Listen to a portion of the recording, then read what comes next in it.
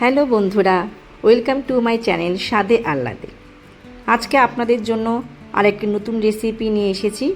রেসিপিটির জন্য আমি নিয়েছি দুটি আলু, দুটি মাঝারি সাইজের পেঁয়াজ, ধনেপাতা, 3টে কাঁচা লঙ্কা।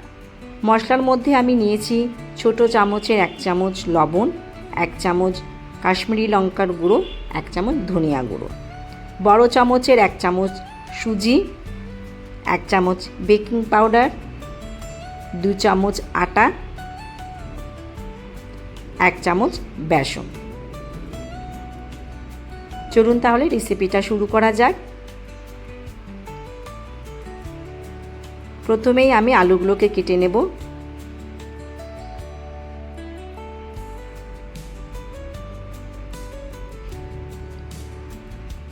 আমার এই রেসিপিটার নাম হচ্ছে পটেটো ফ্রিটার্স।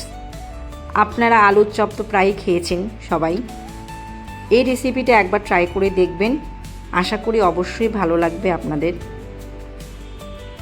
এবং লাইক, শেয়ার ও কমেন্টস করে আমাকে আরও নতুন নতুন রেসিপি আপনাদের সামনে তুলে ধরার অনুপ্রেরণা যোগাবেন।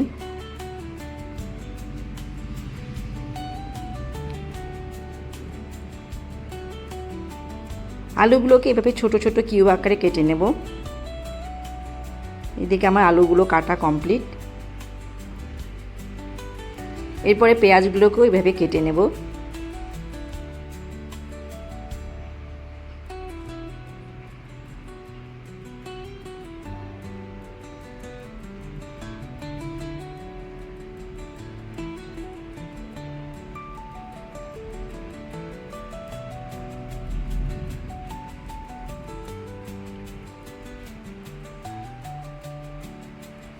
পেঁয়াজগুলো কাটা কমপ্লিট।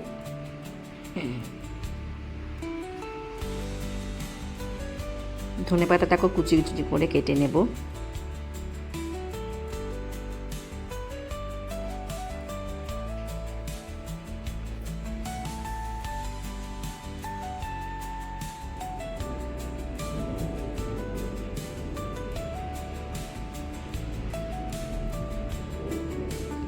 ধনেপাতাটাও কাটা হয়ে গেছে।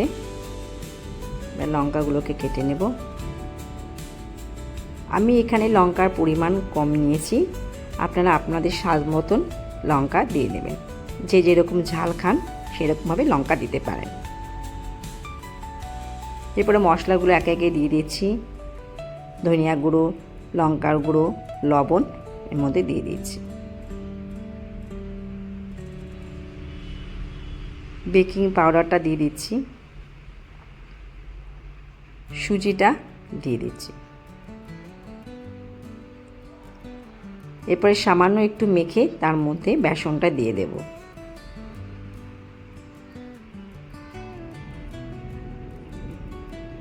আর একটু সামান্য মেখে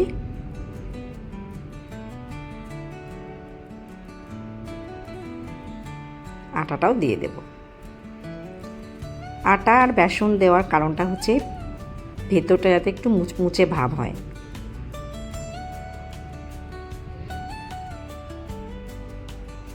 আমার মাখা কমপ্লিট। এরপর গ্যাসে কড়াইটা দিয়ে দেব।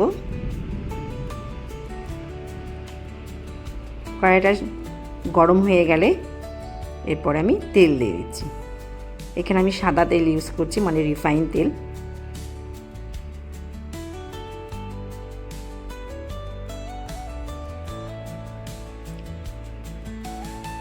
তেলটা ভালো মতন গরম হওয়া পর্যন্ত অপেক্ষা করতে হবে।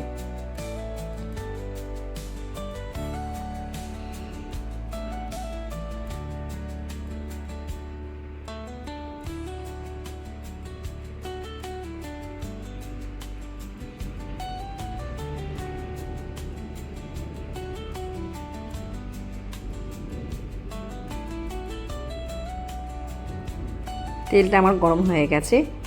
এরপর আলু মাখাটাকে ঠিক এই রকমভাবে একে একে গরম তেলের উপর দিয়ে দেব।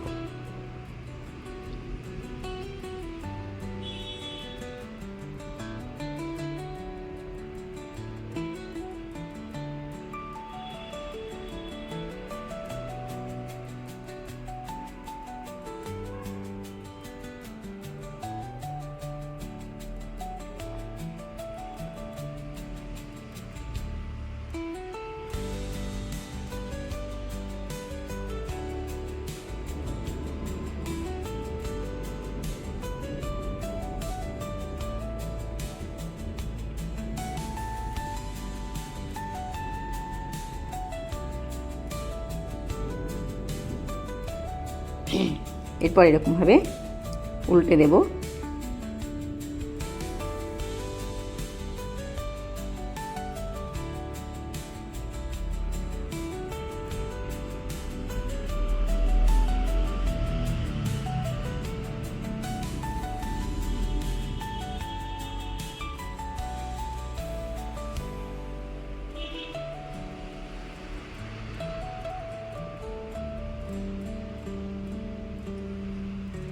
এরকমভাবে ভেজে নেব যাতে সব পুরোটা ভাজাটা হয়।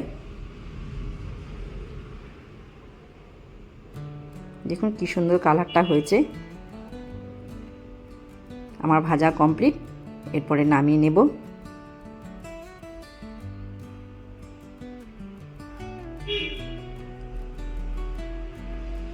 আমাকে কমেন্টস করে অবশ্যই জানাবেন আপনারা কে কে এই রেসিপিটা বাড়িতে ট্রাই করেছেন।